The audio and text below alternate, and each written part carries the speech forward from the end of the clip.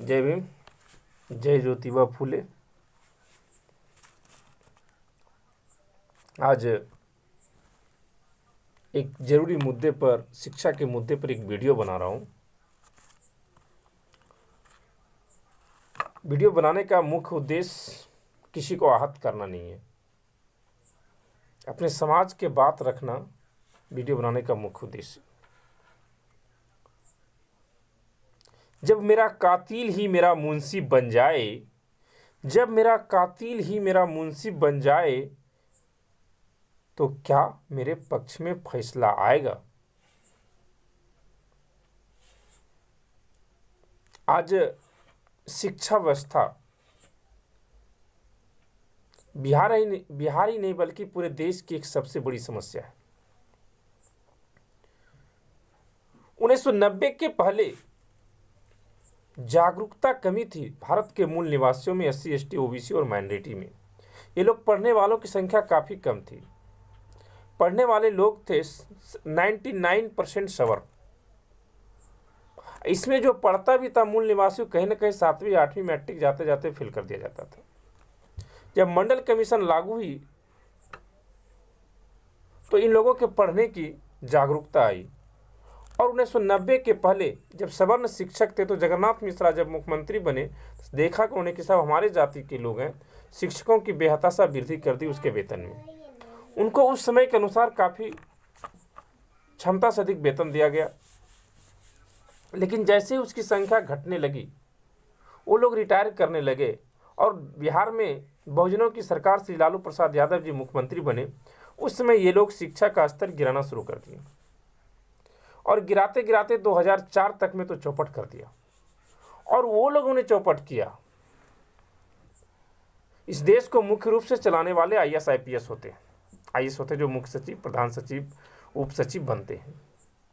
वो लोग अपने बच्चे को बड़े स्कूल में पढ़ाते हैं और गरीब के बच्चे सरकारी विद्यालय में पढ़ाते हैं, और सरकारी विद्यालय के एक नियम वही लोग बनाते हैं। वो लोग नहीं चाहते कि सरकारी विद्यालय में पढ़ने वाले गरीब गुरुओं के बच्चे, एससी, एसटी, ओबीसी और माइनॉरिटी के बच्चे हमारे बच्चे के बराबरी में आए।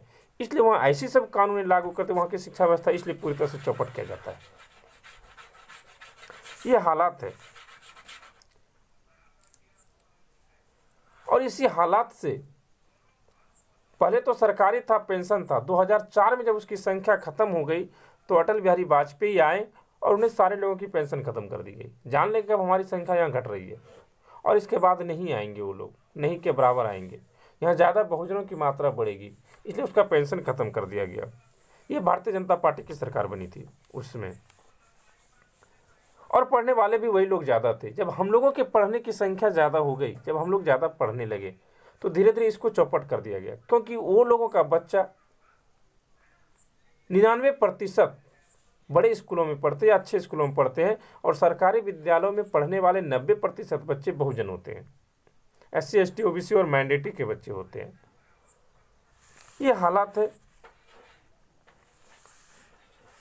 यही नहीं, 1990 में जब मंडल कमीशन आया तो उसका विरोध सबसे पहले सवर्णों ने किया और बीपी सिंह की सरकार गिराई थी। यही भारतीय जनता पार्टी समर्थित सरकार थी और उन्हें कमंडल लेकर के यात्रा पे चल गया। उस कमंडल में, उस रथ यात्रा जितना निकला, उसमें लहूलुहान जो हुआ वह कोई अमीर का बच्चा नहीं था, सवर्ण का बच्चा नहीं था, सारे एससी, एसटी, ओबीसी और माइनॉरिटी के बच्चों ने कि लहू उसमें बहा था।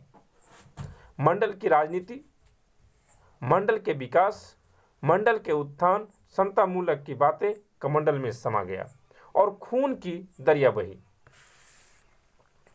इस पर कानून बनाने वाले वही लोग आईएएस आईपीएस हैं जो देश को चलाते हैं, जिनके बच्चे बड़े स्कूलों में पढ़ते हैं, विदेश में पढ़ते हैं।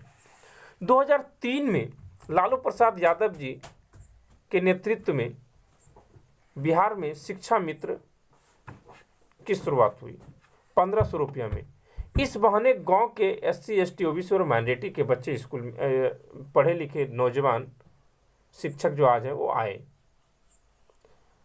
इनके बाद सरकार बदली, नीतीश कुमार जी आए, दूरदर्शी रहे। उन्होंने कहा कि कंपटीशन नहीं, इन लोगों ने सोचा कंपटीशन से इन लोगों को स्कूल में नहीं आने देगा। तब उन्होंने पंचायत शिक्षक, प्रखंड शिक्षक, नियोजित शिक्षक, जिला परिषद के रूप से शिक्षकों की बहाली की और गांव में पर्याप्त मात्रा में लोगों को नौकरी मिली। जब ये लोगों को नौकरी मिली तो ये लोग कर्तव्य से हटने लगे। ये बहुजन थे और ये अधिकतर प्राइमरी मिडिल हाई स्कूल में यही लोग हैं। लेकिन आज भी ये लोग आ करके ये जान रहे हैं कि जब हम भी इसी गांव से और हमारे साथ इतना अन्याय किया गया है, अगर ये चाहे तो रोज एक पेज रोज रट करके भी बच्चों को पढ़ाना शुरू करे तो हर घर में IAS IPS बना सकता है।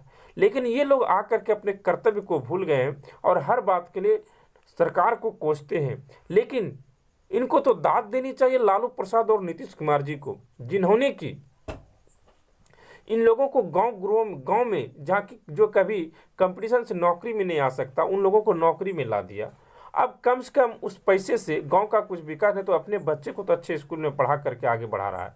लेकिन इतना होने के बावजूद भी सरकार को कोसते हैं। और हमारे ये मानना है व्यक्तिगत रूप से कि सरकार को कोसने के बजाय आप समाज में, जिस समाज से आते हैं, उस समाज के बच्चे को पढ़ाने लिखाने में, आगे बढ़ाने में अगर पूरी समय बिताएं तो आपका बहुत डेवलप होगा और आपके विकास का भी, समाज का भी डेवलप होगा। हो सकता है कि कई कामें दिया गया है सरकारी स्कूलों को, काम तो क्या कॉपी सहना वगैरह थोड़ा बहुत काम दिया जाता है। अगर आपकी इच्छा शक्ति मजबूत हो, आप बेहतर तरीके से गांव घर में, सर टीचर की नौकरी 24 घंटा के लिए होती है, आप रोज़ पढ़ के भी अगर पढ़ना शुरू कर देते तो 1 साल में आपको पूरी किताब याद हो जाती, अपनी सिलेबस याद आ जाती। लेकिन आप कर नहीं रहे हैं। इस तरह से सिर्फ सरकार को कोसने से कुछ नहीं होगा।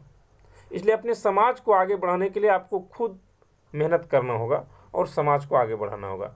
ये हमारे बिहार के सभी बहुजन शिक्षकों से मेरा ये विनती है, निवेदन है कि आप अपने कर्तव्य पर अडिग रहें। ये मेरा मानना है। रही बात, अगर हम हर काम के लिए सरकार को ही कोसेंगे तो ये ठीक नहीं होगा। इसलिए हमारी भी जिम्मेवारी बनती है कि हम बहुजन हैं और बहुजनों के बच्चे को आगे बढ़ेंगे।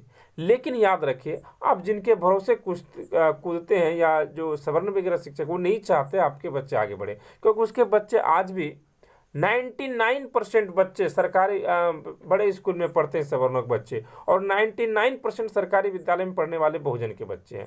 मैं ये दावे के साथ कहता हूँ, आप उठा करके कोई भी स्कूल देख लीजिए, प्राइमरी से लेकर सीनियर सेकेंडरी तक।